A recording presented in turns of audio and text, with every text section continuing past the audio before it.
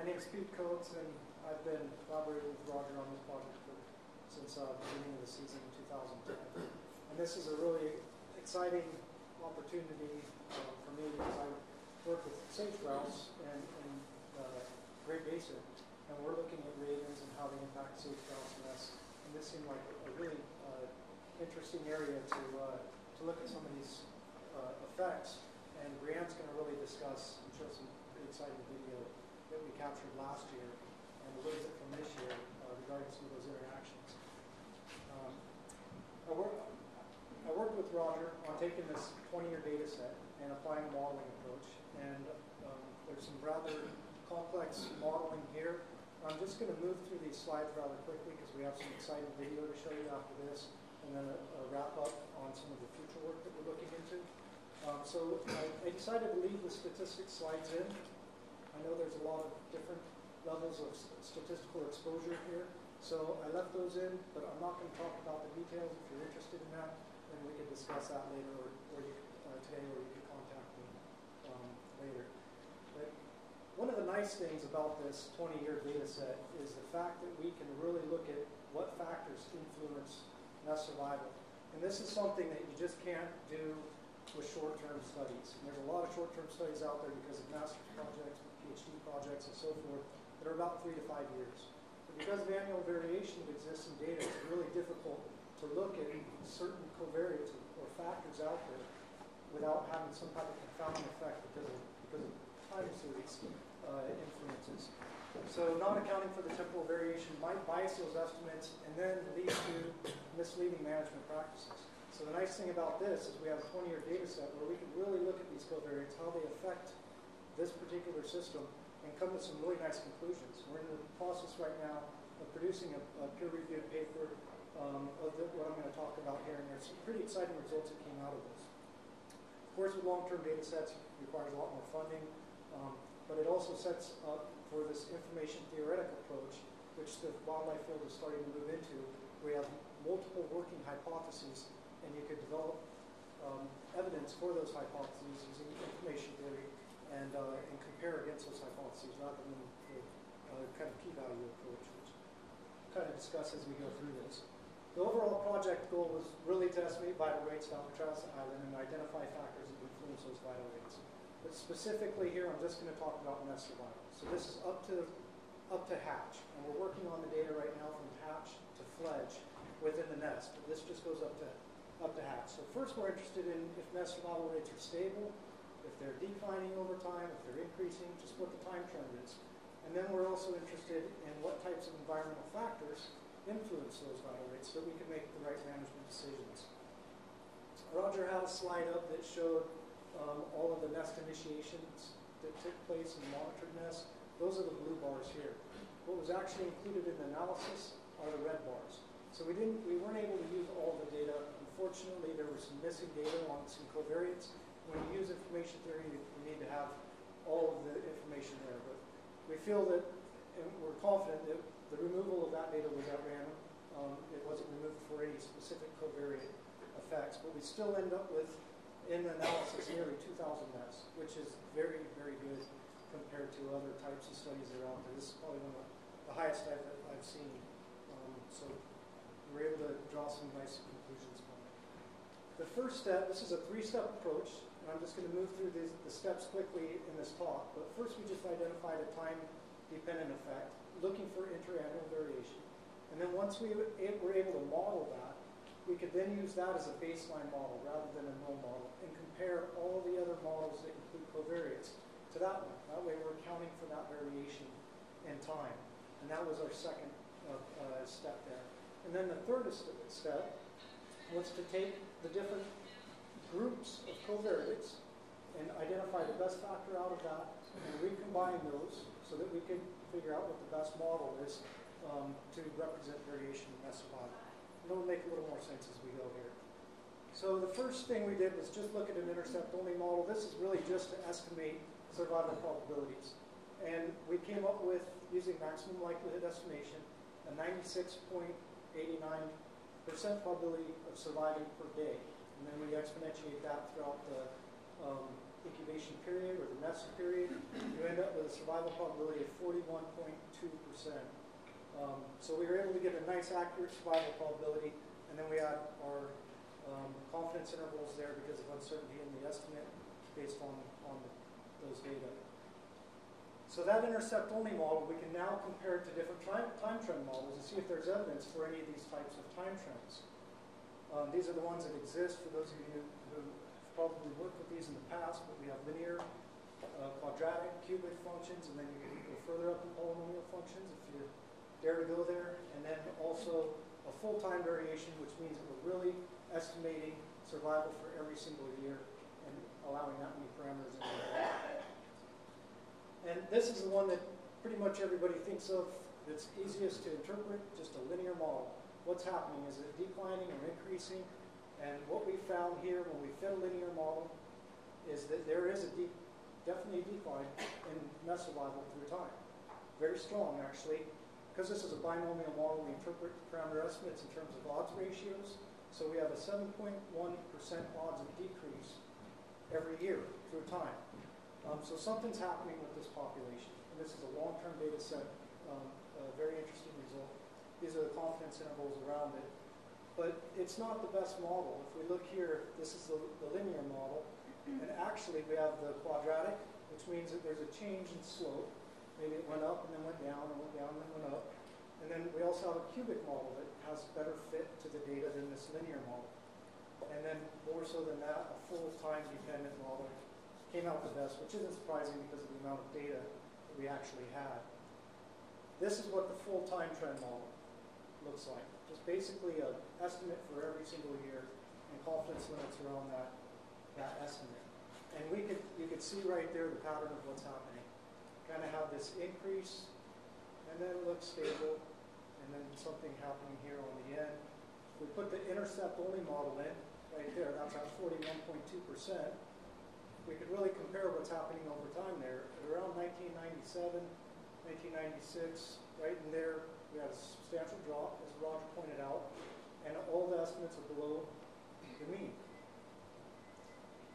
Well, one hypothesis is this is about the time that ravens started to occupy the island, according to some anecdotal evidence that we've received, and when they were observed on the island. And so this was something that's interesting that Brianne's going to talk about with the videography on why this might be the case, why it has such an impact on nest survival.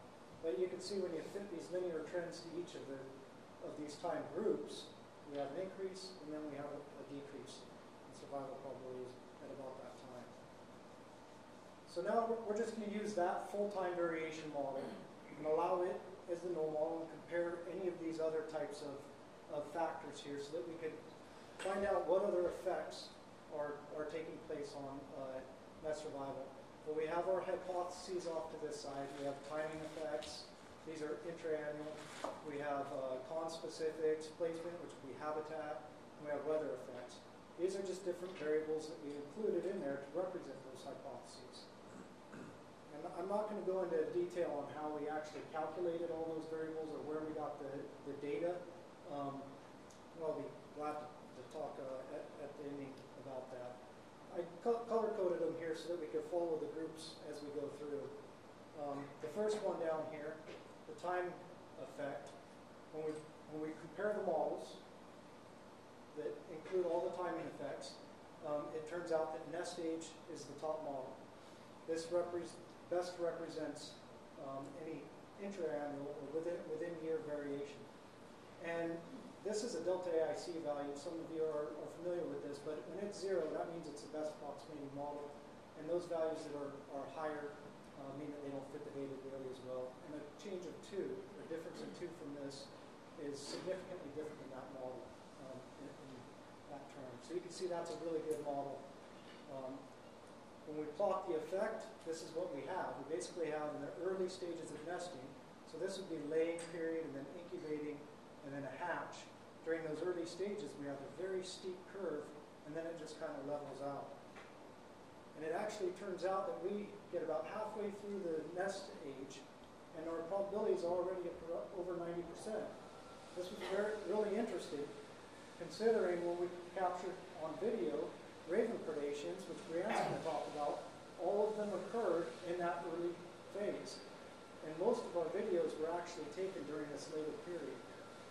So ravens are actually, according to this, are perhaps pulling specific individuals out of the population, those that probably have more risky incubation strategies.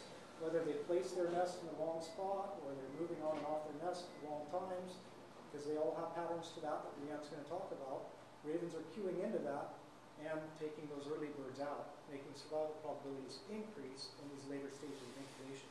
So this is an interesting result that backs biological theory on this pulling effect. I'm going to talk about subcolony variation here and how we looked at that. So this would be spatial effects on the island.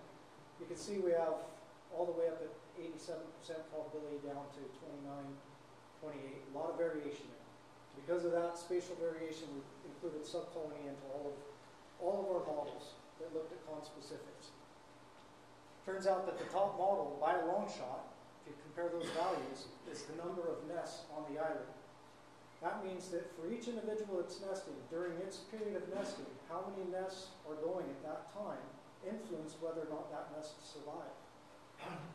And one explanation for this, and let me just show the effect here first, and I'll discuss the explanation. But as we increase in number of nests, our survival probability increases quite substantially, 8.2% odds of increase for every 10 additional nests that are taking place. So this supports a hypothesis that's in the literature, the predator satiation effect, which means that as colony sizes grow, you have a reduced predation. And there's some controversy as to what's causing that, whether it's a dilution effect, because there's so many out there that any one individual has less probability of being found, or whether or not they're just full and there's some ceiling on the number of predators, and they basically are satisfied, so they quit hunting so much so your individual probabilities increase. And these aren't mutually exclusive too, they can both be taking place. But we know that ravens are known to actually be involved in this. They hunt specific species at exclusive times, and then they'll switch to another species. And this is really interesting at Alcatraz because we have ravens that are the only really predator out there that we've been able to identify. No mammals, and very tightly linked to these colonies. So we have this strong association between ravens and night-herons, and a limited number of species. As Roger pointed out, there's a pair of ravens out there. I don't know if you mentioned, but they've been there for 13 years, and they have this strong association. There's not very many individuals, so that would really bring out this effect. Very territorial. The longer they're there, the more territorial they get, which we've found with other populations. When we look at the third group, nest placement, it turns out that nest substrate, which is the habitat, and accounting for subcolony as well, came out to be the decent predictor variables. Not that great. You can see the overlap in confidence intervals, but it does represent some variation in the data. I'm not going to talk about each of these habitat types, but it turns out that mirror bush and a shrub, which offer the most amount of cover, turned out to be the most important, which when you're talking about a visual predator, such as a raven, cover becomes something that's very important. So that might explain why those two have higher survival probabilities. When we look at weather effects, we allowed an interaction in there. The maximum temperature and precipitation came out to be top models. You can see we have a really strong effect with precipitation, although our confidence intervals are wide, simply because we didn't have much precipitation beyond this point here. That's why they're so low. Confidence limits are low there. But it did have a strong effect, a very high, strong parameter estimate there, 19% odds of increase with every 0.1 centimeter increase in precipitation. Perhaps the reason for that, I'll just quickly say, the reason for that is because ravens don't normally hunt when it's raining. And if it's influencing the predator, the precipitation itself isn't influencing the nest, but it's probably another relationship back to the predator-prey interaction. When we take these factors from each of these groups. We have nest age, number of nests, nest substrate, and temperature and precipitation from all these groups and combine them to really figure out what our best model is. I'm not going to talk about all these models, but this top one right here really stands out, and you can see it's a really nice, strong model. Nest age and the number of nests, and then accounting for that full time variation in there. And I'm going to explain this finding, and this was something that was kind of exciting for us here in this three-dimensional graph. You have nest age on this axis, the number of nests over here, and daily survival probabilities over here. So you could think this slope right here is between these two variables, and this slope here is between these two variables. So the worst place to be in this three-dimensional surface is right down here, where your number of nests are low and you're in the early stages of incubation or the early nest period. So your survival probabilities are low. You're probably not going to make it. The best place to be is up here, where you have a high number of nests, around 150, and you're in later stages of incubation. This has some really neat implications to colony development, how colonies actually develop. You don't really want to be the first one to nest because you have the highest probability of being depredated. And so they're possibly searching around, finding the optimal conditions to nest in and choosing subcolonies. Now this predator satiation effect is influenced by what stage of incubation we're in. So in other words, when we're in early stages of incubation, then this predator satiation effect, which is represented by the number of nests, is very strong.